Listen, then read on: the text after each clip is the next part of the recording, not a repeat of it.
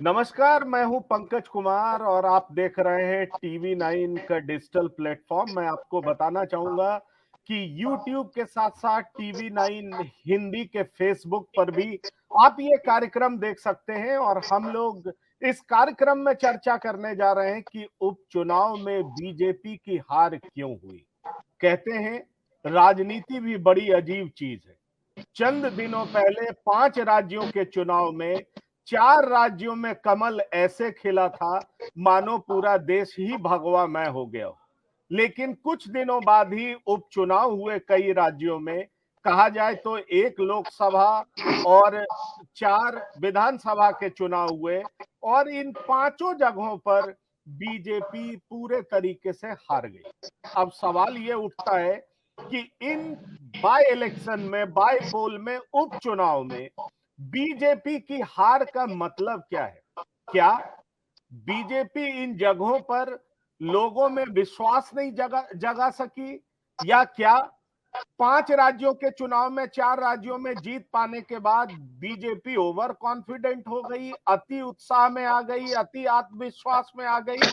कई ऐसी बातें हैं जिसकी चर्चा हम करेंगे, क्योंकि हमारे साथ बिहार बीजेपी के प्रवक्ता, मैं आपको परिचय करा दूं, डॉक्टर रामसागर सिंह जुड़े हैं। Political expert doctor Sanjay Kumar जुड़े हैं और साथ ही साथ 2 प्रमुख राज्य जहां पर चुनाव हुए हैं, एक अजय विद्यार्थी कोलकाता से जुड़े हैं हमारे साथ, और साथ ही साथ महाराष्ट्र से जुड़े हैं समित सिन्हा। ये दोनों सीनियर जर्नलिस्ट हैं, हमारे साथ जुड़े हैं। और चंद मिनटों में हमारे साथ छत्तीसगढ़ से दीपक विश्वकर्मा भी होंगे। तो इसलिए मैं तमाम चुनाव के जो पहलू हैं उसकी चर्चा आपके साथ करेंगे और इन तमाम एक्सपर्ट से समझना चाहेंगे कि कुछ दिनों पहले कमल चारों तरफ खिलता हुआ नजर आ रहा था और उपचुनाव में कमल मुरझाने क्यों लगा। तो ये समझने की कोशिश करेंगे। तो सबसे पहले चलते हैं बिहार की ओर, क्योंकि बिहार के प्रवक्ता, बीजेपी के प्रवक्ता हमारे साथ बैठे हैं डॉक्टर रामसागर सिंह, और उनसे ये समझने की कोशिश करेंगे। रामसागर जी, क्या आप ये बता पाएंगे कि बोचहा आपके लिए बहुत प्रतिष्ठा का सीट था? वजह ये थी कि आपके अलायंस को छोड़कर वीआईपी पार्टी बाहर निकली थी और वीआईपी पार्टी ने अपना कैंडिडेट भी उतार दिया था। वीआईपी पार्टी नो डाउट मुंह की खाई, लेकिन क्या आपको नहीं लगता है कि वीआईपी पार्टी के उम्मीदवार को भी 27,000 के आसपास वोट आया है, वो बीजेपी की हार की बड़ी वजह है? देखिए पंकज जी, मैं बोछा के संदर्भ में कुछ बता देना चाहता हूं। बोछा में पहली बार, इसके पहले हमारे एलआईजी ही चुनाव लड़ते रहे हैं, पहली बार भाजपा कमल छाप पर लड़ा है और वहां की जनता पहली बार कमल को देखने का मौका मिला है विधानसभा के चुनाव में। लोकसभा में लोग देते रहे हैं, लेकिन विधानसभा में पहली बार चुनाव में उतरा है। और ये जो जीत है, वो जीत मुसाफिर पासवान जी को वहां की जनता ने श्रद्धांजलि दिया है। मुसाफिर पासवान जी विधायक रहते, हमारे गठबंधन में रहते, हमारे केंद्र सरकार की योजनाओं को जनता तक पहुंचाए हैं, बिहार सरकार की योजनाओं को जनता तक पहुंचाए हैं। उनके बेटे ही, चूंकि उनका जब स्वास्थ्य खराब हो गया था, तो यही अमर पासवान ही सारे कामों को देखते थे और जनता के बीच योजनाओं को ले गए हैं, उसका लाभ लोगों को पहुंचाए हैं। और उसी लाभ पहुंचाने का, गरीब लोगों को पक्का मकान दिलवाया गया है, घर में शुद्ध पानी पहुंचाया गया है, घर में बिजली सस्ते दर पर पहुंचाया गया है, खेतों में सस्ते दरों पर बिजली दिया गया है, सस्ता पानी पहुंचाया गया है, आयुष्मान भारत कार्ड का 5 लाख का लाभ दिया गया है। उस योजनाओं को जनता तक ले जाने का लाभ भी अमर पासवान को मिला है और वहां की जनता ने उसका लाभ उसको दिया है। रामसागर जी, मैं आपकी बात से कुछ मुद्दों पे सहमति नहीं रखता हूं और यह आपसे समझना चाहूंगा, क्योंकि मेरा दूसरा सवाल यह है, जो कि बार बार बिहार से उठ करके ये बात आ रही है कि आपके वोटर्स छिटक गए हैं। आप भले ही इस प्लेटफॉर्म पर स्वीकार ना करें, लेकिन पार्टी के अंदर की लड़ाई और साथ ही साथ 42 वर्षों का परंपरागत वोटर जो आपको वोट करता आया था, वो छिटक गया है। और कहा यह जा रहा है कि एक दबंग जाति जिसका कन्वर्जन रेट बहुत अच्छा है वहां पर, जहां पिछले 3 दशक से लालटेन के नाम पर वो लोग भड़क जाते थे, वो आरजेडी के साथ आ गए। और इसीलिए जो जीत का अंतर है वो इतना बड़ा अंतर है, जिससे आप जाहिर तौर पर आपको ये समझ में आ रहा होगा कि इस अंतर को पाटना आसान नहीं होगा बीजेपी के लिए। क्या कहते हैं आप? नहीं, मैं बता दूं, जो राजद एक प्रयोग कर रहा था, जिस जात की आप चर्चा कर रहे हैं, उसी जात से एक अपराधी को, शंभू सिंह को खड़ा करके राजद ने प्रयोग किया था और वो प्रयोग विफल हुआ था। लेकिन मैं पीछे का भी, चूंकि मैं वहीं एसकेएमसीएच मेडिकल कॉलेज में भी मैं पढ़ा, बोछा विधानसभा जो आता है वो मेरा सटा हुआ था, और वहां के रमई राम भी जिस समय मैं पढ़ाई करता था तो आते थे मेडिकल कॉलेज में मरीजों को दिखाने के लिए, और मैं उसी एलएस कॉलेज से भी पढ़ा हूं। तो मेरा वहां का जानकारी, और मैं डॉक्टरों से, मैं पॉलिटिकल पार्टी से कम डॉक्टरों से मैं जायजा लेते रहा कि क्या हो रहा है। उनका जो संबंध था इस बिरादरी से काफी अच्छा संबंध रहा है। और अमर पासवान ने, जो अमर पांडे हैं, जो रघुनाथ पांडे जी के लड़के हैं, जाकर के मालिक कह करके उन्होंने निवेदन किया और उसका भी लाभ वो लेने का कोशिश किए और उसका भी लाभ मिला है। मैं इस बात को स्वीकार करने में नहीं कोताही कहीं करूंगा कि हाँ, जिस वोट पर मेरा ये था, कुछ वोट उधर गए हैं, इसको स्वीकार कर करके ही उसमें अगर कुछ गलतियां हुई होंगी तो फिर उन गलतियों को आगे सुधार करके हम अच्छा करेंगे। फिर आप देखिएगा कि जो अभी आप देखे हैं हार का, वो 24 में अपार बहुमत से जीतेंगे हम लोग। लोकसभा का जब चुनाव आएगा तो लाखों वोट से फिर वहीं की जनता, बोछा की जनता भी हमको जिताने का काम करेगी। डॉक्टर राम सागर जी, मैं आपके पास आऊंगा। डॉक्टर संजय कुमार, आपके पास भी आऊंगा, क्योंकि मैं अभी चलना चाहूंगा आसनसोल। आसनसोल का भी बिहार से कनेक्शन है और इसलिए मैं पॉलिटिकल एक्सपर्ट के रूप में आपसे जानना चाहूंगा, क्योंकि आसनसोल जाकर के भी बिहारी बाबू जीते हैं। ये बात और है कि उन्होंने पाला बदल लिया। पहले कभी सालों तक वो बीजेपी में रहे, फिर कांग्रेस में गए और अब टीएमसी के शरण में गए हैं। तो अजय विद्यार्थी, ये बताइए, आवाज नहीं सुन पा रहा हूं मैं किसी की।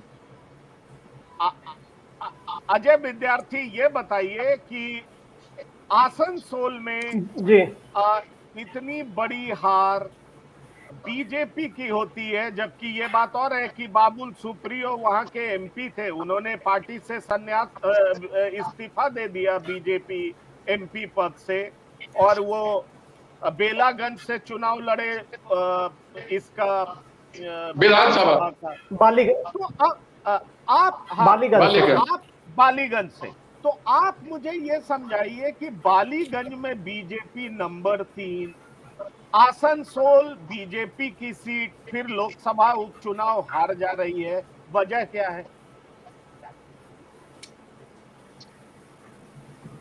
सर, ये देखना होगा कि विधानसभा चुनाव के बाद से लगातार टीएमसी का राज्य में उत्थान हो रहा है और बीजेपी लगातार हाशिए पर जा रही है।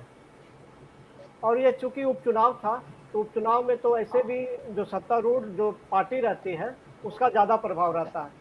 जहाँ तक आसनसोल की बात है, आसनसोल में पहले बाबुल सुप्रियो वहाँ के सांसद हुआ करते थे, उन्होंने बीजेपी से नाता तोड़ करके टीएमसी में वो शामिल हुए।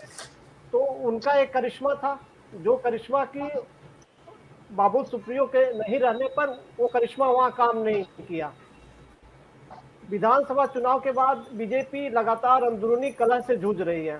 बीजेपी के नेता आपस में ही एक दूसरे की खिंचाई करते हैं, एक दूसरे के साथ उनका मनमुटाव खुल करके सामने आता है। और बीजेपी पर और आसनसोल हो या राज्य के दूसरे क्षेत्र हो, अजय मैं आपसे ये समझना चाहूंगा, क्योंकि बंगाल में बंगाली प्राइड भी एक बड़ा मुद्दा होता है। ये बिहारी बाबू वहां पहुंच गए और वहां की जनता ने उनको एक्सेप्ट कैसे कर लिया। ये बात ठीक है, वो टीएमसी से खड़े हुए, पर वहां की जनता ने इतनी आसानी से कैसे एक्सेप्ट कर लिया? क्या माना जाए कि ये पूरे तरीके से ममता का प्रभाव है और एंटी बीजेपी वोट है? जी जी सही है, ये पूरी तरह से ममता और टीएमसी का प्रभाव है, जिसकी वजह से शत्रुघ्न सिन्हा वहां से जीते हैं, या बालीगंज से बाबुल सुप्रियो जीते हैं। इसमें सबसे बड़ा जो करिश्मा है वो ममता का है, क्योंकि टीएमसी का जो संगठन है वो पूरी तरह से शत्रुघ्न सिन्हा के साथ खड़ा रहा, यहाँ बालीगंज में बाबुल सुप्रियो के साथ खड़ा रहा। और जहां तक बाहरी की बात है, बंगाली अस्मिता की बात है, बीजेपी ने इसको यहाँ मुद्दा बनाया था, लेकिन यहाँ के लोगों ने उसको, आसनसोल के लोगों ने इसको पूरी तरह से खारिज कर दिया, क्योंकि आसनसोल के लोगों को भी लगता है कि अगर मैं अग्निमित्रा पॉल जो कि बीजेपी की उम्मीदवार है उसको मैं जिताता हूँ तो मुझे क्या लाभ। अगर वो टीएमसी को जिताती है, अगर वो शत्रुघ्न सिन्हा को जिताती है, तो उसको संभवतः ममता बनर्जी या टीएमसी पार्टी से कुछ लाभ मिल सकता है। मुझे लगता है कि एक ये बहुत बड़ा कारण है जो कि आसनसोल की जनता को ये फैसला, आसनसोल की जनता ने ये फैसला लिया है। समित मैं आपके पास आना चाहूंगा और ये समझना चाहूंगा, और फिर political expert doctor Sanjay Kumar के पास जाएंगे।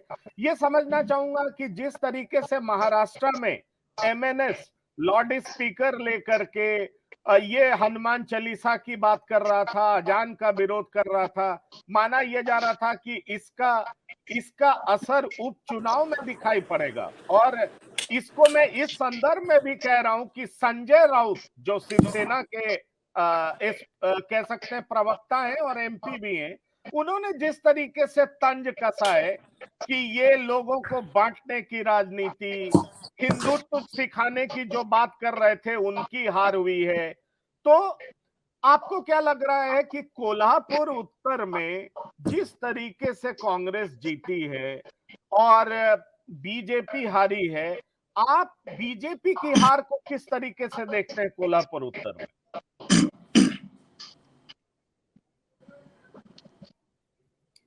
समित जी, आपकी आवाज नहीं आ रही है। जी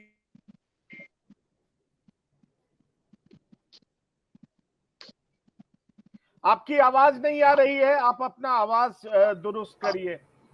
हेलो हेलो। हाँ बोलिए। हाँ आ रही है। हाँ आ रही है ना। हाँ आ रही है। पहली बात मैं ये कहूंगा कि जो आपने शुरुआत में ही कही थी कि 5 राज्यों के चुनाव में बीजेपी इतना अच्छा प्रदर्शन करती है और एकाएक सारे उपचुनावों में उसका प्रदर्शन एकदम गिर जाता है।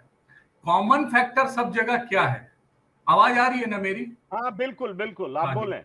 जो कॉमन फैक्टर है वो ये था, जो मेरी समझ से 5 राज्यों के चुनाव के एकदम बाद हर दिन पेट्रोल, डीजल, सीएनजी, पीएनजी, अब ये कमर तोड़ महंगाई जो आप रोक कर रखे थे 5 राज्यों के चुनाव के बाद, उसके जब महंगाई इतनी कमर तोड़ है, उसके बाद आप ये चोंगा और भोंगा, मराठी में भोंगा लाउड स्पीकर को कहते हैं, ये जो इशू आप ला रहे हैं, तो वो इशू तब समझ में आता है जब जनता का पेट भर जाता है। तो आप टाइमिंग जो था ना, वो चोंगा वाला, ये लाउड स्पीकर वाला इशू था, वो टाइमिंग गलत था। और दूसरी बात है कि आप किसके खिलाफ ला रहे हैं। दूसरे राज्यों में आपका ये चल भी सकता है।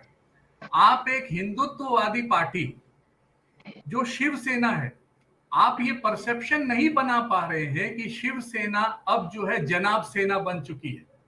आप कहते हैं कि शिवसेना कांग्रेस के साथ कैसे जा सकती है, शिवसेना आपको जवाब दे देती है कि आप मुफ्ती के साथ कैसे जा सकते हैं। तो आप उसका जो परसेप्शन नहीं बना पाए कि शिवसेना हिंदुत्ववादी पार्टी अब नहीं रही, लाख चोंगा के बावजूद। दूसरी बात है कि आपकी ये सीट थी ही नहीं।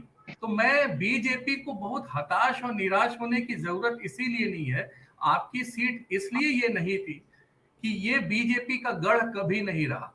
यहां 2 बार शिवसेना जीत चुकी थी, उसके बाद पिछले विधायक थे वो कांग्रेस के थे। तो या तो कांग्रेस जीतती या शिवसेना जीतती। शिवसेना ने अपना उम्मीदवार ही खड़ा नहीं किया, शिवसेना ने समर्थन दे दिया कांग्रेस को।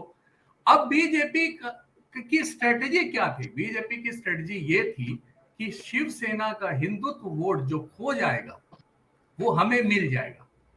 ऐसा हुआ नहीं। शिवसेना के नेतृत्व की बात शिवसेना के वोटरों ने मान ली और वो शिफ्ट नहीं हुआ बीजेपी की तरफ। वो मेरा ये जो मैं समझ सकता हूं कि शिवसेना के वोट को काट कर जीतने की जो स्ट्रेटेजी थी, जो हिंदुत्व वाली स्ट्रेटेजी से बीजेपी आगे बढ़ रही थी, वो उपचुनाव में काम नहीं किया। उपचुनाव में रियल इशू, यहाँ पर रियल इशू काम करता, क्योंकि ये ऑलरेडी गढ़ शिवसेना का रहा है। उसके बाद ये कांग्रेस का सहानुभूति वोट। सबसे बड़ी बात, कोरोना से आकस्मिक मौत के बाद कांग्रेस सिटिंग विधायक की पत्नी को दिया जाना टिकट, और दूसरी बात है कि पहली बार अगर वो जयश्री यादव जीत जाती है तो एक महिला विधायक मिलेगी। तो महिलाओं का वोट, जो कि बहुत मुखर नहीं होता है, जो आपको एग्जिट पोल में नजर नहीं आता है। हालांकि यहाँ एक लोकल एग्जिट पोल ने यह क्लियर कर दिया था कि 52% जीत की उम्मीद महाविकास आघाड़ी की, और बीजेपी लड़ रही है एक साथ 3 पार्टियों से, और ऐसी जगह पे लड़ रही है जो उसका गढ़ कभी रहा ही नहीं है। तो इसमें ज्यादा निराश होने की बात नहीं है। 2024 बहुत देर है, और मुझे लगता है कि बीजेपी दोबारा वैसे समय में, एक बड़ी भूल बीजेपी की यह भी है कि इसको सीरियसली लिया नहीं है। 5 राज्यों के चुनाव के बाद ऐसी महंगाई में उपचुनाव को अगर सीरियसली लेती तो जैसे महंगाई रोक के रखा था, महंगाई रोक के रखती। मुझे लगता है कि 2024 में बिल्कुल सीन अलग होगा। ये उपचुनाव से उसको देखना, ये माना जा रहा था कि लिटमस टेस्ट है, लेकिन लिटमस टेस्ट नहीं है, क्योंकि अभी बहुत 2 साल है अभी। तो बिल्कुल समित जी, आपने सही बात रखा। चोंगा और भोंगा दोनों काम नहीं आया, प्लस सिंपैथी वेव भी कांग्रेस के तरफ था। महिलाओं का बड़ा वोट जो है वो भी उनको पड़ा, और इसलिए ऐसी जीत हुई। और साथ ही साथ आपने बताया कि कोल्हापुर शिवसेना का गढ़ रहा है, तो जाहिर तौर पर, और महंगाई भी एक बड़ा मुद्दा था जो बीजेपी के खिलाफ गया। लेकिन अब हम अपने तीसरे संवाददाता की तरफ बढ़ते हैं और फिर आएंगे डॉक्टर संजय कुमार से, और पूरे देश के परिप्रेक्ष्य में समझने की कोशिश करेंगे कि उपचुनाव में बीजेपी की करारी हार क्यों हुई है। दीपक, आपसे ये जानना चाहूंगा कि क्या जो छत्तीसगढ़ के सीएम हैं वो ये कहते रहते हैं कि आप चुनाव जिताइए, हम आपको नया जिला 24 घंटे में दे देंगे, यही बड़ी वजह है जीत की, या और भी अन्य वजह हैं जिस वजह से रमन सिंह के गढ़ में कांग्रेस पार्टी जीत रही है, जो कि रमन सिंह बीजेपी के कद्दावर नेता रहे, कई बार सीएम रहे? आपकी आवाज सुनाई नहीं दे रही है दीपक।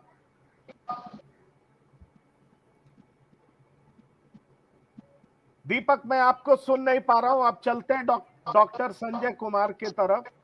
दीपक, आप अपना माइक ठीक करिए, आपकी आवाज सुनाई नहीं दे रही है मुझे। डॉक्टर संजय जी, आपसे समझना चाहूंगा, आप थोड़ा बोचहा एक्सप्लेन करें, और साथ ही साथ ये भी बताएं कि ये आसनसोल में बिहारी बाबू जीत गए, बंगाली प्राइड को पीछे कर टीएमसी के नाम पर जीत गए, मतलब बंगाली प्राइड के सिंबल हो गए, या वहां ममता बनाम बीजेपी था इसलिए लोगों ने चूज किया, या स्टेट गवर्नमेंट में ममता है इसलिए उनके पास कोई ऑप्शन नहीं था? और बोचहा की इतनी बड़ी जीत को आप किस तरीके से देखते हैं? और साथ ही साथ आप ये बताने का कष्ट करें कि 1 लोकसभा और 4 जो विधानसभा है, सब जगह बीजेपी की करारी हार हुई है, जबकि कुछ दिन पहले ही बीजेपी इतने मतों से जीती 4 राज्यों में जीती। ठीक है, देखिए, हम लोग बारी बारी से चीजों को देखेंगे। पहले हम लोग बोचहा से चीजों को शुरू। बोचहा में भारतीय जनता पार्टी चाहे जिस तरह से स्केप करने की कोशिश करे, लेकिन बोचहा में भारतीय जनता पार्टी पूरी मजबूती से लड़ रही थी। हाँ, समीकरणों को ये साध नहीं पाई, ये एक पार्ट था। जो समीकरण को साधने में आरजेडी को कामयाबी मिली या आरजेडी कामयाब हो गई, वो समीकरण ये साध नहीं। और वो समीकरण का ही, चूंकि बिहार में सोशल केमिस्ट्री से बाहर जाकर के विचारधारा, मूल्य, सिद्धांत, ये सब बहुत बाद में आती है। पहले आती है कि आप समीकरण में आप कहाँ खड़े हैं। समीकरणों को साधने में जो ट्रेडिशनल वोटर हुआ करते थे बीजेपी के, वो इस बार आरजेडी के साथ खड़े दिखे। कारण जो रहा हो, जो इनके कैंडिडेट थे उनसे नाराजगी थी, उनकी जो एरोगेंसी थी, जिस तरह से वो जनता से इंटरेक्ट नहीं करती थी, उनको नोटिस नहीं लेती थी, बात नहीं करती थी, तो एक बड़ी वजह थी जिसकी वजह से कैंडिडेट से लोगों की नाराजगी थी। बीजेपी उसी कैंडिडेट पर दाव लगाई, ये बीजेपी का पार्ट है। इनको लगा कि नहीं, जब हमारा केंद्रीय नेता, राज्य के नेता जब सब जुटेंगे तो फिर वोटरों को साध लेंगे और फिर जो कैंडिडेट से जो नाराजगी है वो नाराजगी दूर हो जाएगी। ऐसा हुआ नहीं। तो एक बड़ा फैक्टर तो ये रहा। दूसरा जो बड़ा फैक्टर रहा, जिसकी चर्चा आपने शुरू में की थी, कि जो इनके ट्रेडिशनल वोटर थे वो नाराज चल रहे थे इनसे। बीजेपी से नाराजगी का कारण था कि भाई हम आपके लिए मजबूती से लड़ते हैं, खड़े रहते हैं, लेकिन हमको कहीं ना कहीं से किनारे कर दिया जाता है, ये मान करके कि आपकी निष्ठा तो हमारे साथ है ही, आप जाएंगे कहाँ। ये दूसरा बड़ा कारण रहा। तीसरा, जो भी कैंडिडेट जीते, अगर विधानसभा में देखिएगा तो सहानुभूति का लाभ तो मिला। आरजेडी उस कैंडिडेट को साधने में सफल रही। ठीक है, मुसाफिर पासवान वीआईपी के ये थे, एनडीए के ही घटक के वो थे। जब मुसाफिर पासवान की मौत होती है और उनके बेटे अमर पासवान को आरजेडी अपने खेमे में लाने में कामयाब हो जाती है, कहती है कि ठीक है लड़िए, लेकिन आप हमारे सिंबल पर लड़िए। तो अमर पासवान की जो सहानुभूति थी, जिसकी बात डॉक्टर साहब कर रहे थे, कि जो मुसाफिर पासवान के जो वेलफेयर के स्कीम्स को जो उन्होंने जनता से कनेक्ट किया, उसी का प्रतिफल था कि जनता उनसे दूरी नहीं बना पाई। पार्टी चाहे जो हो उनके पक्ष में वोट, ऐसी कोई बात नहीं। अमर पासवान के साथ जो इमोशनल रिश्ता था लोगों का मुसाफिर पासवान के बाद, इसको कैश किया आरजेडी ने और बीजेपी वहां पर कमजोर पड़ती हुई दिखी। जो रमई राम, अगर रमई राम की बेटी, ठीक है वो वीआईपी की कैंडिडेट थी, लेकिन रमई राम 9 बार वहां नेतृत्व कर चुके हैं, प्रतिनिधित्व कर चुके हैं, बराबर वो मंत्री रहे हैं, चाहे वो लालू प्रसाद जी की सरकार हो या नीतीश कुमार की सरकार हो। एक उनका अपना लोगों के साथ उनके रिश्ते हैं, जिनके साथ वो सुख दुख में खड़े रहते हैं। तो वो कहीं ना कहीं से इस चुनाव में वो मैसेज दे रहे थे कि हम अपनी विरासत अपनी बेटी को सौंप रहे हैं, इसलिए चलिए अब इसी को आप दे दीजिए, मैं मानूंगा कि ये आपने हमको कंट्रीब्यूट किया, हमको आपने ये किया। तो ये कई फैक्टर थे बोझा के, जिसको शायद बीजेपी के लोग समझ करके भी समझना नहीं चाह रहे थे, या लगा कि वाई इलेक्शन है, इससे बिहार के जो सदन है, संख्या बल है, सरकार है, इस पर कोई असर पड़ने वाला नहीं है, इसलिए इस सीट को लूज भी करते हैं तो कोई फर्क नहीं पड़ता। लेकिन कभी कभी वाई इलेक्शन के भी बड़े सिंबॉलिक मायने होते हैं, और वो सिंबॉलिक मायने जो विपक्षी पार्टियां होती हैं उनके अंदर में ऊर्जा डालने का काम करती है। लगता है कि अगर इस समीकरण को हम साध लेंगे तो इस समीकरण के बदौलत सत्ता में जो लोग हैं या सत्ताधारी पार्टियां हैं उसको हम बदल सकते हैं। तो बोचहा का चुनाव कई तरीके से लड़ा गया। नहीं, मैं बीच में आपको एक बार रोकना चाहूंगा और ये समझना चाहूंगा, क्योंकि समित सिन्हा महाराष्ट्र से जुड़े हैं और वो कह रहे थे कि जो कोल्हापुर है, कोल्हापुर उत्तर में जो बीजेपी की करारी हार हुई, पहला रीजन, पॉसिबल रीजन, संभावित वजह इन्होंने ये बताया कि महंगाई है। क्या आपने बिहार में महंगाई के मुद्दे को महसूस किया? क्या आपको लगा कि जनता के बीच में महंगाई भी है? क्योंकि जब तक 5 राज्यों में चुनाव होना था, ये तेल, पेट्रोल, डीजल, तमाम चीजों पर इन्होंने कंट्रोल किया हुआ था, उसका जो रेट है उसको बढ़ने नहीं दिया। लेकिन उस रिजल्ट के परिणाम के बाद उसकी कीमतें बढ़ रही है। क्या आपने बिहार में ऐसा पाया कि महंगाई भी एक बड़ी वजह है सोशल केमिस्ट्री के अलावा? बिल्कुल बड़ी वजह है। वो जो बता रहे थे समित सिन्हा, मैं उस पर भी आऊंगा कि जो उनकी बीडो जो लड़ रही थी चुनाव, उन्होंने भी कैसे इमोशनल कार्ड खेला और लोगों ने सहानुभूति का लाभ उनको मिला। लेकिन महंगाई तो एक इशूज है ही, वो चाहे बिहार हो चाहे कोल्हापुर हो। महंगाई अब छोड़ दीजिए डीजल पेट्रोल और ये गैस, ये तो खुदरा महंगाई, खाद्य पदार्थों की महंगाई, थोक महंगाई, और हर घर में आज टेलीविजन है, वो लोग देख रहे हैं कीमतें कैसे, जो उनकी रोजमर्रा की जो जरूरतें हैं, जो उनके पैकेट में पैसा है वो अभी पूरा नहीं हो रहा है। तो बीजेपी चाहे जितना वेलफेयर स्कीम की बात कर ले, महंगाई टचिंग है, उन लोगों को कहीं ना कहीं से प्रभावित करता है। लेकिन मैं कह रहा हूं कि अगर वो वीडियो नहीं होती कोल्हापुर में जो वो लड़ रही थी कांग्रेस की, वो जो लेडीज थी, अगर वो नहीं होती तो महंगाई के इश्यूज को ये डाइल्यूट करने में सफल हो जाते, ये उसको दूसरी तरफ भटका देते, डिस्ट्रैक्ट कर देते। लेकिन कांग्रेस के वो जो विधायक थे जो दिवंगत हो गए, उनकी वीडियो पत्नी जो लड़ रही थी, इस वजह से लोगों की सहानुभूति का लाभ, और दूसरा जो उन्होंने कहा कि महिला होने का लाभ, क्योंकि जो महिला साइलेंट वोटर थी वो पोलराइज्ड हो गई थी, लगा कि ये बेचारी विडो हो गई है, अगर इनको हम सदन में भेजते हैं तो एक ट्रिब्यूट होगा, एक श्रद्धांजलि होगी, तो कांग्रेस के सिटिंग में ले रहे हैं। तो ये एक फैक्टर वहां रहा है।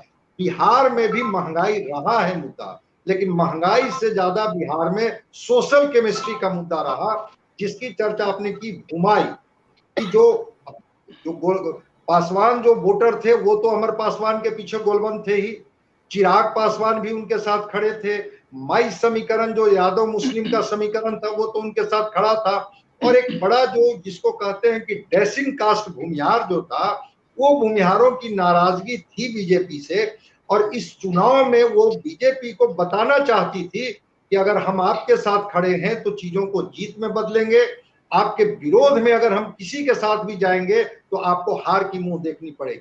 तो जो एक रिएक्शनरी वोट था भूमिहारों का, वह बोचहा का परिणाम में बड़ी भूमिका अदा की, वो महंगाई से भी ज्यादा बड़ा कैटलिस्ट का काम।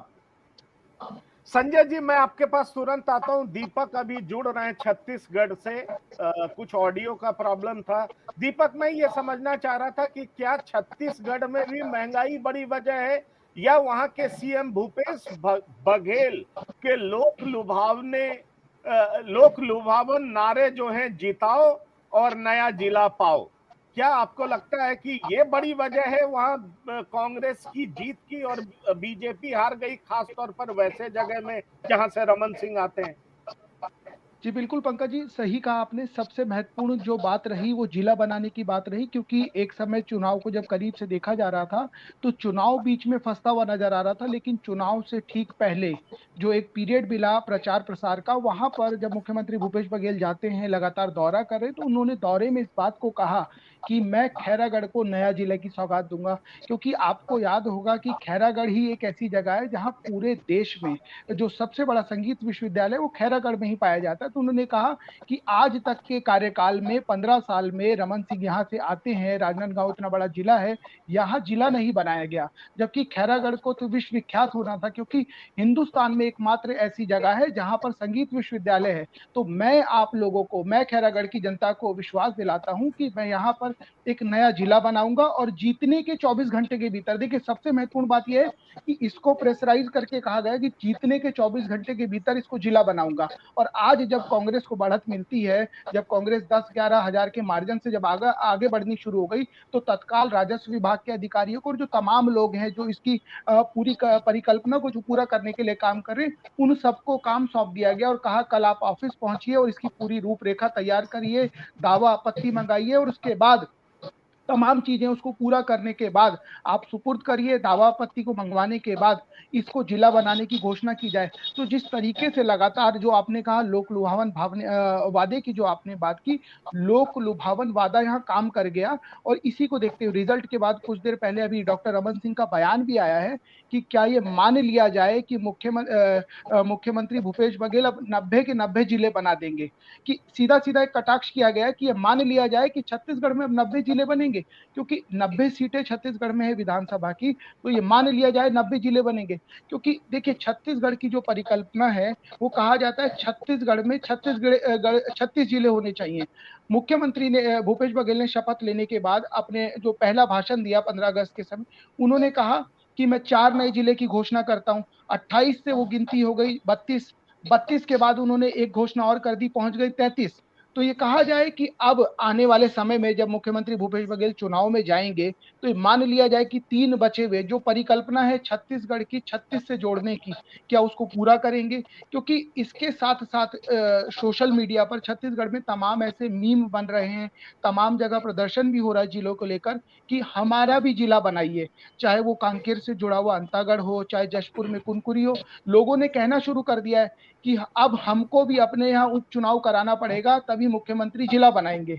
तो इससे समझा जा सकता है कि छत्तीसगढ़ के भीतर महंगाई इतना बड़ा कारण नहीं रहा, क्योंकि शुरुआती दौर में दोनों कैंडिडेट की बराबर की टक्कर थी, लेकिन जैसे ही जिला का वादा किया गया सीधा सीधा बढ़त मिलती है। और अब ये जो रुझान के साथ साथ जो कन्वर्जन आया उसमें साफ क्लियर हो गया, 20,000 के आसपास मतों से वो जो कैंडिडेट है कांग्रेस की वो जीत दर्ज कर चुकी हैं। और उसी के बाद डॉक्टर रमन सिंह का बयान आता है कि सीधा सीधा अब ये मान लिया जाए कि छत्तीसगढ़ में 90 जिले मुख्यमंत्री भूपेश बघेल बना देंगे।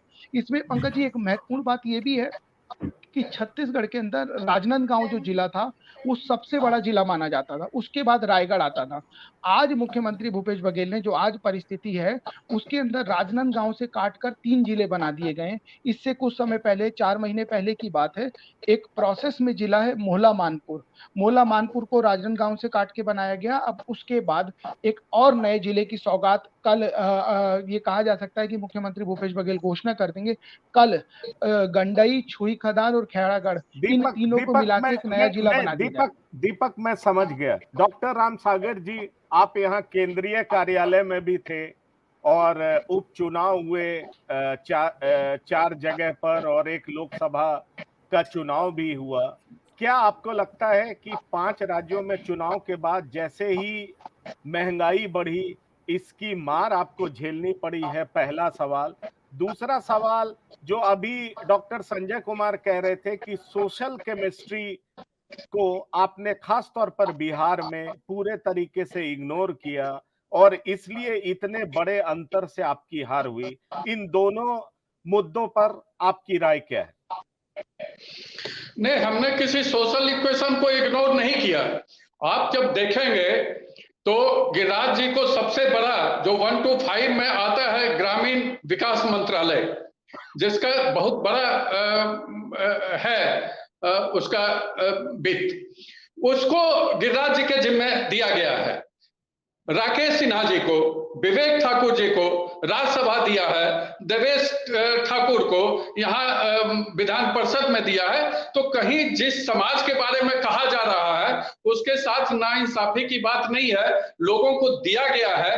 लेकिन जो अब बात आ रही है कि इस समय की बात, तो मैं फिर से कहूंगा कि जो मुसाफिर पासवान जी का इस जात के साथ जो संबंध रहे हैं उसको अमर पासवान ने अमर पांडे जी के यहाँ जाकर के मालिक कह कर करके लोगों को लुभाने का काम किया है और उसका भी फायदा अमर पासवान को मिला है। और अमर पासवान जीतने के बाद जो मैं पहले कहा था कि बोछा की जनता ने श्रद्धांजलि दिया है, तो अमर पासवान भी यही बात कहे कि बोछा की जनता ने मुसाफिर पासवान जी को श्रद्धांजलि दिया है, तो उसका उनको फायदा मिला है। और जहां तक जो अब पूरे देश की बात आ रही है, सीएनजी का, पीएनजी का और जो पेट्रोल और डीजल का महंगाई की बात हो रही है, तो ये तो वो विभाग तय करता है और इंटरनेशनल जो रेट तय होते हैं फिर उससे अपना विभाग देखते रहता है कि कब हमको क्या करना है और उसके अनुसार वो डिसीजन लेते हैं। उनको चूंकि हम लोगों को अगर करना रहता तो सामने बाई इलेक्शन था, हम लोग नहीं करते, लेकिन हम लोगों को करना नहीं होता है, सरकार को करना नहीं होता है, उस विभाग उस आईओसी को करना होता है, पेट्रोलियम को करना पड़ता है। वो कर करके अपना जो है उनका इंटरनेशनल मार्केट में बढ़ा है तो उसको कंपनसेट किया है, उसमें हम लोगों की कोई भूमिका होती नहीं है सरकार की। मैं आपके पास आऊंगा रामसागर जी, लेकिन मैं अभी चलना चाहूंगा समित सिन्हा और अजय विद्यार्थी दोनों से एक ब्रीफ आंसर लेना चाहूंगा। जैसे उत्तर प्रदेश में ये देखा गया कि बीजेपी ने एक बड़ा लाभार्थी वर्ग क्रिएट और कहा यह जा रहा है कि उत्तर प्रदेश में भारी जीत है, वो बेनिफिशियरी थे जिनकी वजह से यूपी में जीत हुई। आपको क्या लगता है कि जो सेंट्रल गवर्नमेंट के स्कीम्स हैं, क्या वेस्ट बंगाल और महाराष्ट्र में क्या वो जमीन पर उतर नहीं रहे, या जमीन पर उतर भी रहे हैं तो क्या वो सारा का सारा क्रेडिट महाराष्ट्र में महाअघाड़ी ले जा रही है? क्या अगर बंगाल की बात करें तो टीएमसी ले जा रही है? टीएमसी तो कई सारे स्कीम्स को अपने यहाँ इंप्लीमेंट भी नहीं कर रही। हाँ, उसी तरह का स्कीम बंगाली नाम दे करके वो जरूर एग्जीक्यूट करती है, लेकिन मोदी जी का चेहरा नहीं दिखता है। ब्रीफ आंसर चाहूंगा कि क्या ऐसा बेनिफिशियरी वर्ग कोलकाता, वेस्ट बंगाल और महाराष्ट्र में बीजेपी क्रिएट कर पाने में सफल नहीं हो पाई है? इसके बाद पंकज जी मुझे बोलने का मौका दीजिएगा, मैं प्रैक्टिकल बात बताऊंगा आपको। ठीक है, ठीक जी जी, मैं बोलूं क्या? आवाज आ रही है बोलिए। पंकज? हाँ, बोलिए बोलिए समित जी। देखिए, इस बारे में पंकज जी, एक ठीक चुनाव से पहले वाले संडे आखिरी दिन उद्धव ठाकरे ने जब अपना वीडियो कॉन्फ्रेंसिंग के थ्रू सभा को जब संबोधित उन्होंने किया तो उन्होंने बहुत बड़ी बात कही। उन्होंने कहा राशन तो मिल रहा है, पकाकर खाओगे कि कच्चा खाओगे? उनका इशारा सीधा सीधा सीएनजी गैस। उनका कहना है कि पहले महीने तो आदिवासी लोगों को सिलेंडर मिला, दूसरे महीने आकर बोल रहे हैं कि हम सिलेंडर ले ही नहीं पा रहे, हम कहां से लें? लेकिन फिर भी मेरा यही कहना, मैं पिछली बार ये कहना भूल गया था कि बीजेपी का 3 सबसे बड़ा जो स्ट्रॉन्ग पॉइंट है वो क्या है? पहला है प्रोग्राम और उसका इम्प्लीमेंटेशन होना। प्रोग्राम होता है तो वो जमीन पे दिख रहा है कि नहीं, मॉनिटर किया जाता है। दूसरा नेशनलिज्म, तीसरा हिंदुत्व। पहली चीज को ही भूल कर उसको आप मार्केटिंग ही नहीं कर रहे, आप सीधा सीधा चोंगा बोंगा इस पर उतर रहे हैं। टाइमिंग गलत है, वो गलत नहीं है, क्योंकि आज चंद्रकांत पाटिल ने हार के बाद यही कहा कि आप हम पर हिंदुत्व का वो मत लगाइए कि हिंदुत्व चला नहीं, हिंदुत्व हमारी सांस है। ठीक है, उसमें कोई बुराई नहीं है आपकी पार्टी, पर आप वो प्रोग्राम क्यों नहीं सेल कर रहे? और वो जमीन पर पहुंच भी रहा है। इतने दिनों से प्रचार में बीजेपी 2 चीजों पे ध्यान, एक ईडीबीडी करप्शन के खिलाफ आप काम कर रहे हैं, बहुत अच्छी बात है, वो कन्विक्शन दिखना चाहिए ना कि आप करप्शन के खिलाफ काम कर रहे हैं। ये नहीं लगना चाहिए कि सेलेक्टिव हो रहा है। शिवसेना ये समझाने में कामयाब हो पाई कि सेलेक्टिव टारगेट किया जा रहा है। आप करप्शन के खिलाफ लड़ रहे हैं, जनता तक बात पहुंच रही है कि टारगेट किए जा रहे हैं। जनता तक ये बात पहुंचनी चाहिए कि आपकी लड़ाई करप्शन के खिलाफ है, सेलेक्टिव काम नहीं है। दूसरा, प्रोग्राम पे आप बात नहीं कर रहे हैं। आपने बात क्या, आपकी बात क्या है? आप कह रहे हैं कि 50 साल तक कांग्रेस ने क्या काम किया। वोटर बदल चुका है, 18 साल का उम्र का वोटर ज्यादा वोट देता है, उसको कांग्रेस के इतिहास से लेना देना नहीं है। वो वोटर देख रहा है पिछले 7 साल में क्या हुआ है। आपने जो काम किया उसको आप उसको सेल कीजिए ना। आप नए मुद्दे ला रहे हैं, और वैसे मैं सब यू रिस्पेक्ट सबका, मैं महंगाई को सब नॉन इशू बना रहे हैं, पर मेरा ये पूरा विश्वास है कि बीजेपी का हाई कमान इतना लापरवाह और इतना अनअवेयर नहीं है कि महंगाई के जमीनी धरातल पे क्या उसका असर हो रहा है वो नहीं समझे। 2024 तक स्थिति बहुत कुछ ठीक हो जाएगी। महंगाई बहुत हद तक निचले स्तर पे काम आ रहा है, क्योंकि जनता को क्या लग रहा है कि ठगा जा रहा है। विधानसभा हमारा जो ये बजट सेशन हुआ, पहला सेशन चला गया किस पे? नवाब मलिक के इस्तीफा पे। सेकंड सेशन चला गया किस पे? कश्मीर फाइल्स पे। जनता को लगा हमें मिला क्या? मिला तो विधायकों की निधि बढ़ गई। जनता ने पूरा सेशन खराब होते हुए देखा कि उसके लिए हुआ क्या। और आपको बताऊं कि ये एक ऐसा संयोग है कि जनता के बेरोजगारी के इश्यूज पे कि इतनी जो लाख से ज्यादा वैकेंसी खाली है उसको भरो, वो नाना पटोले कांग्रेस प्रदेशाध्यक्ष ने विधानसभा में उठाया था। अब ये संयोग कहिए चाहे जो कहिए, तो जनता की बात है। कांग्रेस धीरे धीरे इररिलेवेंट होती जा रही थी, अब उसका रिलेवेंस हो रहा है कि ये नाना पटोले को समझ में आया कि विधानसभा में हो क्या रहा है। उसने ये वैकेंसी की बात उठाई कि लाख वैकेंसी जो उसको कब भरोगे? आप विधायकों की निधि बढ़ा रहे हैं, आप नवाब मलिक का इस्तीफा, सही बात है, आप लीजिए इस्तीफा, कोई बात नहीं है। करप्शन के खिलाफ कन्विक्शन दिखाइए, परसेप्शन बनाइए कि आप हिंदुत्व के लिए लड़े। अब परसेप्शन आप बना नहीं पा रहे हैं कि शिवसेना हिंदुत्ववादी पार्टी नहीं है। शिवसेना ये परसेप्शन बनाने में कामयाब हो रही है कि आप टारगेट कर रहे हैं। वो भी पालघर के बाद तो अच्छा पंकज जी, एक मिनट में आऊंगा डॉक्टर साहब आपके पास, जरा रुकिए। दो इम्पोर्टेंट स्पीकर हैं, थोड़ा उनका रिएक्शन, उसके बाद बस इसी के संदर्भ में मैं कह करके फिर तो तुरंत मैं खत्म करूंगा। आपके जिला से ही संबंधित है। नहीं ठीक है। आप पंकज जी जिस जिला से आते हैं, बेगूसराय जिला से, एक बता देता हूं कि जब मैं वहां लोकसभा प्रभारी 1.5 साल रहा, शुरुआती दौर में मैं देखा क्या कि जब योजनाओं को लाभ लोगों को दिया जाता था तो वहां कम्युनिस्ट पार्टी के कैडर जाकर के उन लोगों के बीच बंटवाते थे और अखबारों में वो छपती थी। तो मैं देखा कि बराबर इस तरह की बात हो रही है। तो मैं अपने कैडर से पूछा कि तुम लोग नहीं जाते हो क्या? तो बोला कि नहीं, मुझे बुलाया ही नहीं जाता है। फिर हमने उसको चेंज किया, कहा कि जहां भी योजना बटेगी तुम भी वहां जाओ और जाकर के उस योजना का लाभ अपने हाथों से देने का काम करो, वहां खड़ा रहो। और ये सीन बदलने में बहुत हमको मदद कर दिया।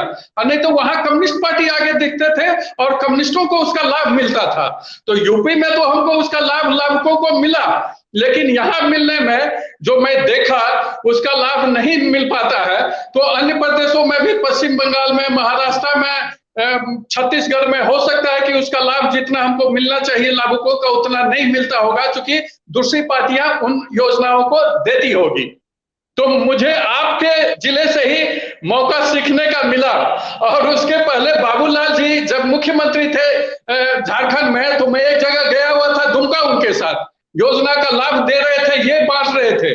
अब पूछे जब लोगों से, महिलाओं से कि कौन दे रहा है, तो कहती है कि गुरुजी दे रहे हैं। तो उन लोगों के दिमाग में एक परसेप्शन बना हुआ था कि झारखंड में कुछ मिलता है तो गुरुजी देते हैं। फिर उन चीजों को हम लोग बदलवाने का प्रयास किए। तो ये होता है।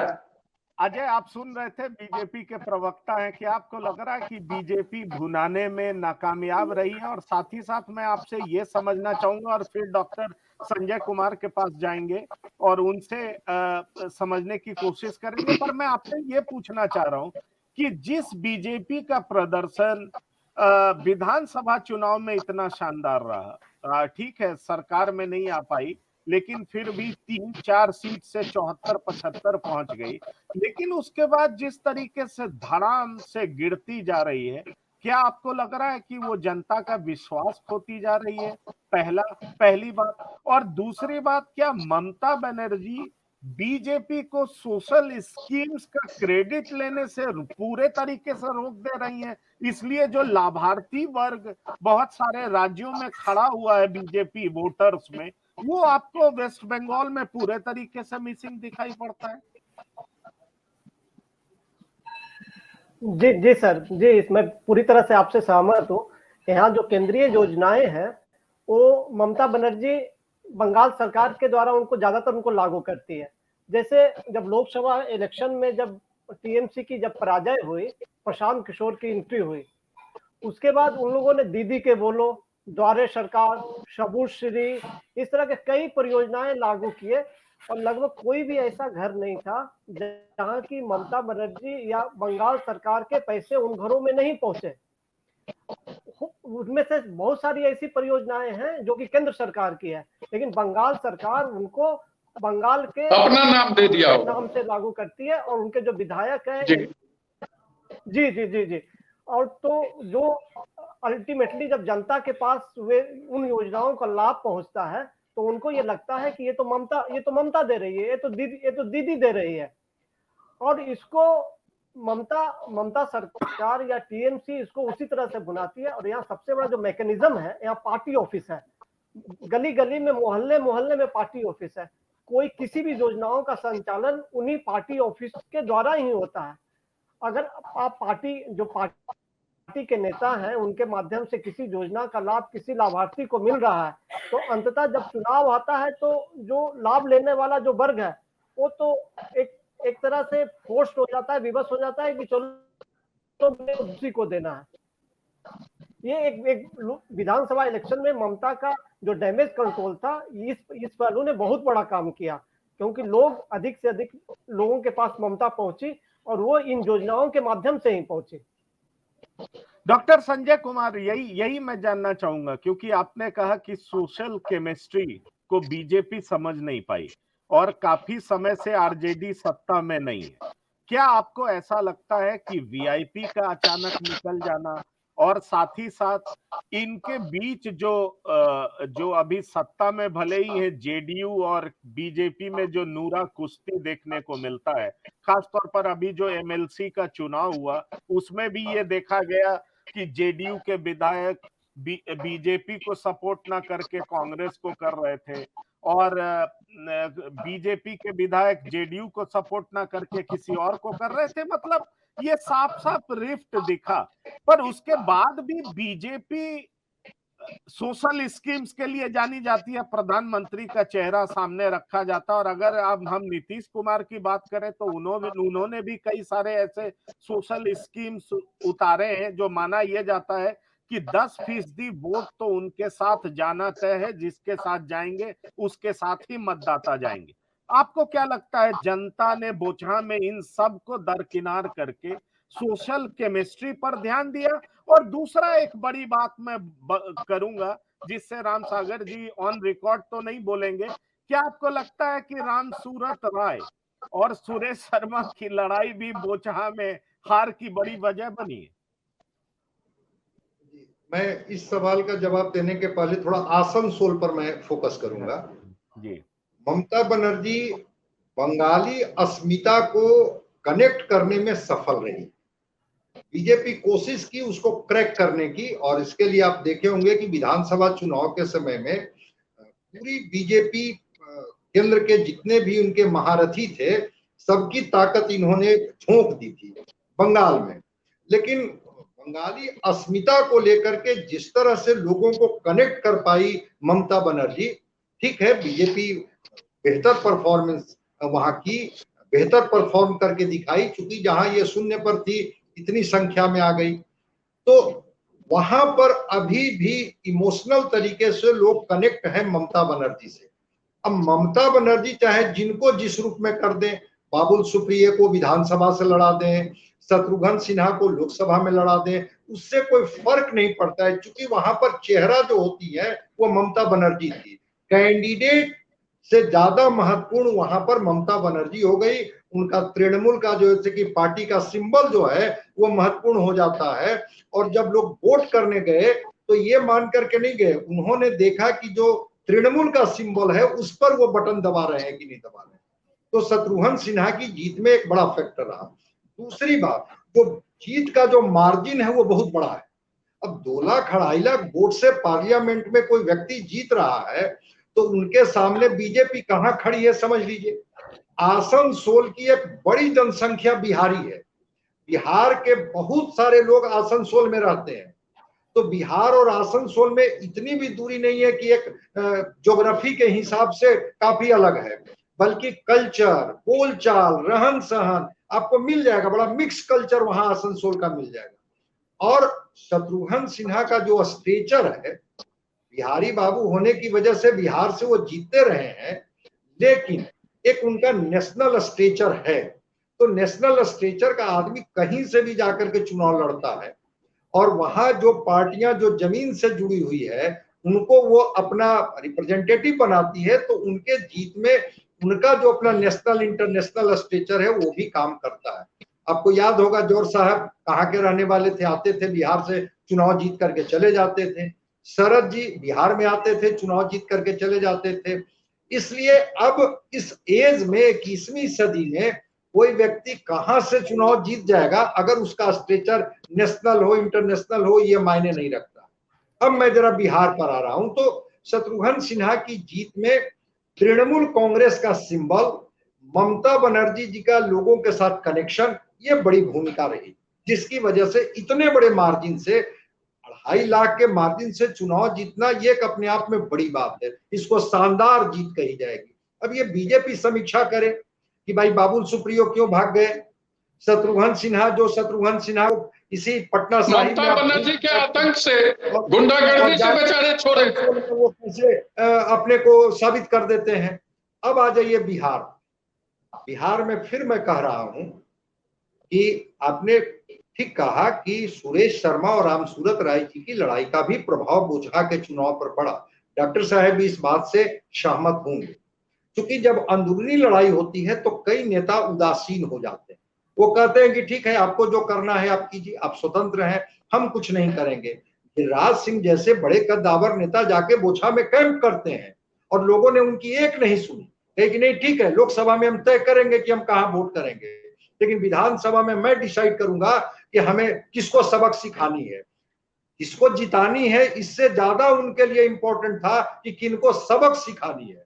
तो जब सबक सिखाने के लिए जब वोटिंग होती है तो उसके परिणाम इसी के इर्द गिर्द होते हैं, और ये न कैंडिडेट बदल पाए, न उस समीकरण को साध पाए, न नाराजगी दूर कर पाए, और अब इनके पास तो सेफ पॉइंट ही बचता है कि नहीं, मुसाफिर पासवान जी की सहानुभूति का लाभ उनको मिला। चुनाव जो लड़ा जाता है वो युद्ध की तरह लड़ा जाता है। अगर आप लड़ रहे थे तो कौन कौन से बिग पॉइंट थे, हमसे ज्यादा बड़े बड़े थिंक टैंक वाले आपके यहाँ बैठे हुए होंगे और वो नब्ज को समझ रहे होंगे कि जमीनी हकीकत क्या बता रही है।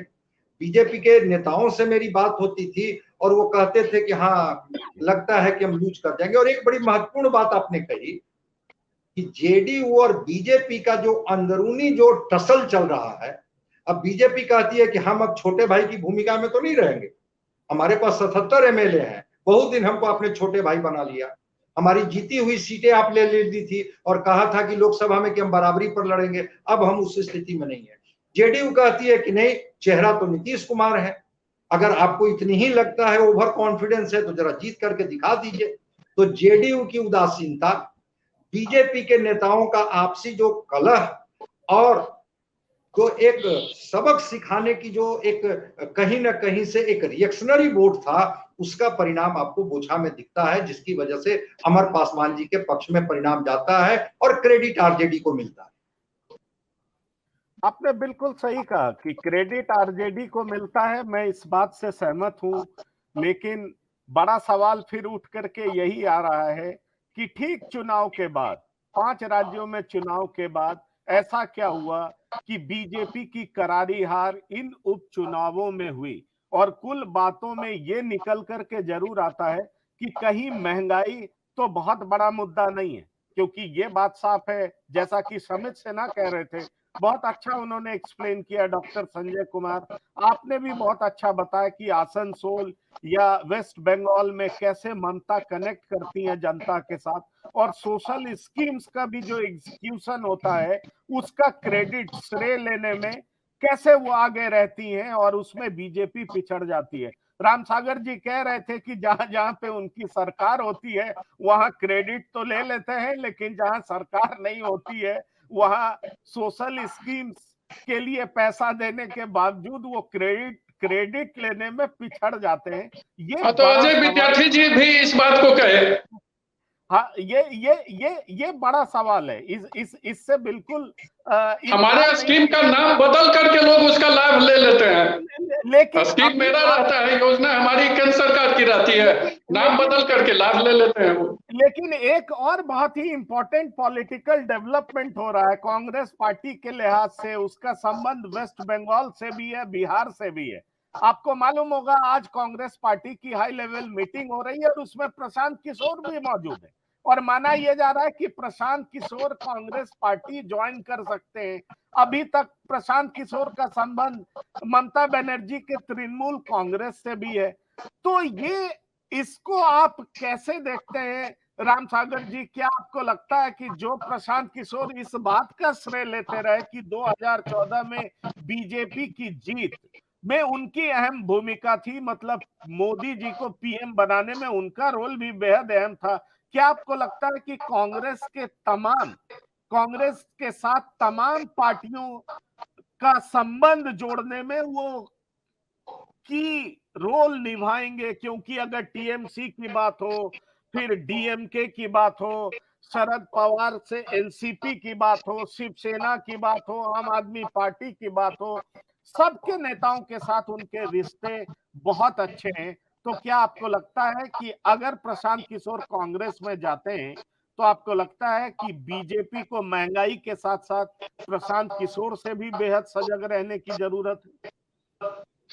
पंकज जी, आप 14 का जिक्र कर दिए तो मैं डॉक्टर सेल का नेशनल को कन्वेनर केंद्रीय कार्यालय में ही था, और ये हमारे स्कूल के प्रोडक्ट हैं। इन्होंने हमारे स्कूल में आकर के सीखा है, भाजपा कार्यालय में सीखा है कि कैसे चुनाव लड़वाया जाता है। जिले में जाकर के हमारे लोगों से फीडबैक लेकर के उसको संग्रहित करके हम लोग बताते थे। हम लोग ये कहते थे कि यहाँ जो प्रधानमंत्री जी का आने का रहता था, मोदी जी का, या किसी केंद्रीय कार्यालय से जिला के नेता लोग इनको बताते थे, उसको कंपाइल कर करके फिर वहां भेजते थे उन बातों को। ये तो हमसे सीख करके वहां गए हैं और क्रेडिट ले रहे हैं कि हमने बनवाया। ये कहाँ बनवाए? और जहां तक बात है कि विभिन्न दलों के नेताओं से इनके संबंधों का, तो बहुत जगह ये निकाले भी गए। कांग्रेस से भी ये निकाले गए थे, यूपी का भी चुनाव ये लड़वाए थे, क्या हासिल हुआ आप जानते ही हैं। पश्चिम बंगाल में भी ममता बनर्जी के साथ बाद के दिनों में कैसा है संबंध, इनको निकालने की ही बात वहां से भी हुई है। ये जहां भी गए हैं निकाले ही गए हैं, तो बहुत कारगर ये नहीं होंगे। समित में अब जिस कांग्रेस को बिहार में अभी नोटा से भी कम बोछा में आया, नोटा से भी कम वोट आया, उसको क्या कर लेंगे ये प्रशांत किशोर?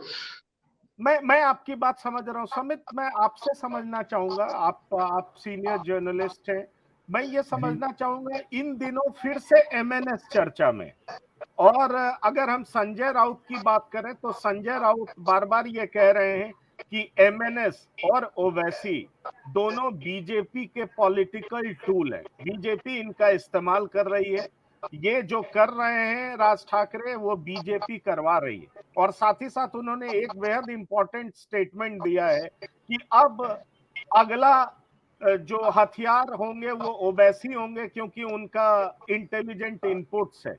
तो क्या आपको लग रहा है कि जो एमएनएस का अचानक इस तरह से एक्टिव होने से क्या बीजेपी को फायदा मिलने वाला है, नुकसान मिलने वाला है, या क्या एमएनएस का कोई साठगांठ होने वाला है?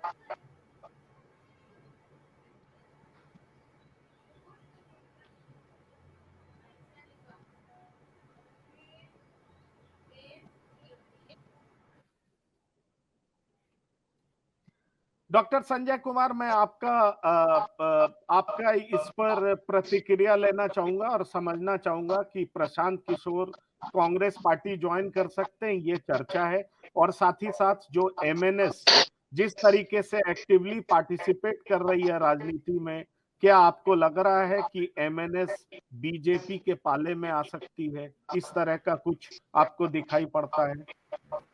नहीं, एमएनएस आ सकती है बीजेपी के पाले में, इसलिए कि एमएनएस भी बीजेपी के एजेंडे को ही आगे बढ़ा रही है।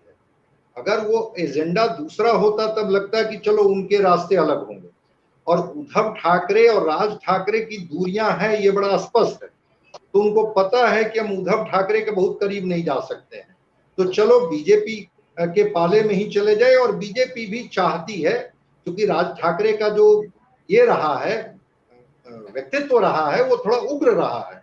तो उग्र राजनीति करके अगर पोलराइजेशन कर पाए, तो बीजेपी पोलराइजेशन की पॉलिटिक्स क्या करती है, इससे कौन इनकार कर सकता है।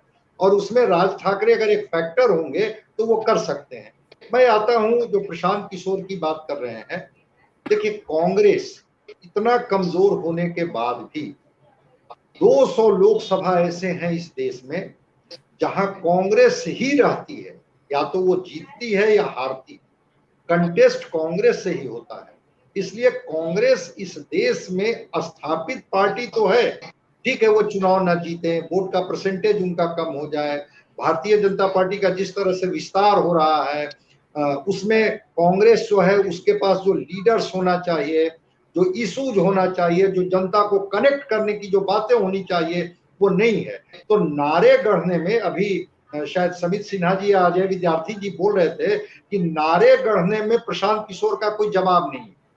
तो वो अगर कोई स्लोगन ऐसा देते हैं, कोई ऐसा कनेक्ट करते हैं लोगों को, और कांग्रेस को कहते हैं कि हम संजीवनी का काम करेंगे आपके लिए, आप स्ट्रेटजी के तहत इस तरह से टारगेट कीजिए। क्योंकि जो पार्टियां सत्ता में होती हैं उनके खिलाफ बहुत सारे मुद्दे खड़े हो जाते हैं।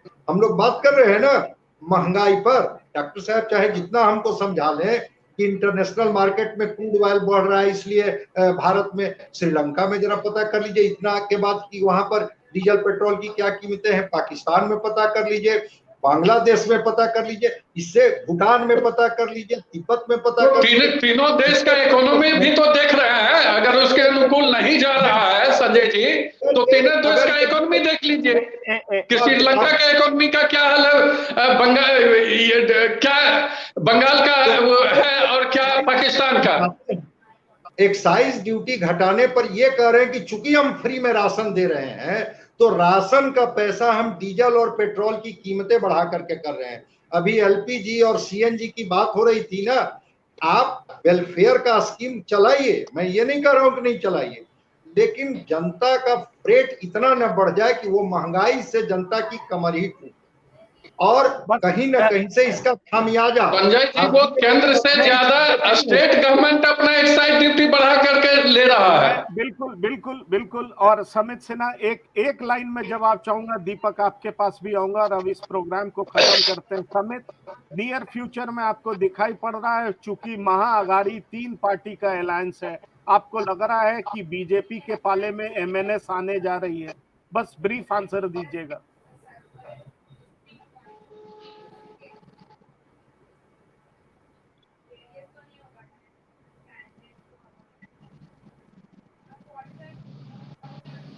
दीपक आपके पास आना चाहूंगा।